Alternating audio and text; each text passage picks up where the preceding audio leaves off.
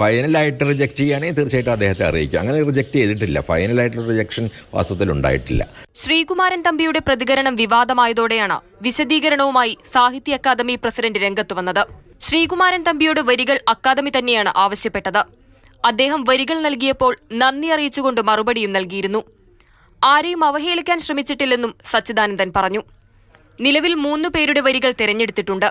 അതിന് സംഗീതം നൽകിയ ശേഷമായിരിക്കും അന്തിമ തീരുമാനം. നിലവിൽ ഒരു പാട്ടും സ്വീകരിക്കുകയോ നിരാകരിക്കുകയോ ചെയ്തിട്ടില്ല എന്നാണ് ഞാൻ ഈ മെമ്പർ സെക്രട്ടറി മാത്രമാണ്. ഇപ്പോൾ കമ്മിറ്റിക്ക് കൂടുതൽ ഇഷ്ടപ്പെട്ടത് BK ഹരിനാരായണന്റെ വരികളാണ്.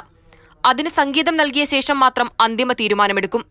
അതേസമയം ശ്രീകുമാരൻ തമ്പിക്ക് പിന്തുണയുമായി BK ഹരിനാരായണനും രംഗത്തെത്തി. സംഭവം വിവാദമായ സാഹചര്യത്തിൽ ഇനി എന്ത് ചെയ്യണമെന്ന് ആലോചിച്ച് തീരുമാനിക്കും. ഞാൻ വിശ്വസിക്കുന്നത് അദ്ദേഹത്തിന്റെ ഏത് വരികളെക്കാളും എത്രയോ താഴെയാണ് ഞാൻ എഴുതിയ ഏറ്റവും നല്ല വരി പോലും എന്നുള്ളതാണ്. സാഹിത്യ അക്കാദമിയുടെ പ്രവർത്തനങ്ങൾക്കെതിരെ ബാലചന്ദ്രൻ ചുള്ളിക്കാട് തുടങ്ങിവെച്ച വിവാദം കൂടുതൽ തലങ്ങളിലേക്ക് കടക്കുകയാണ്. മാതൃഭൂമി ന്യൂസ്, തൃശൂർ.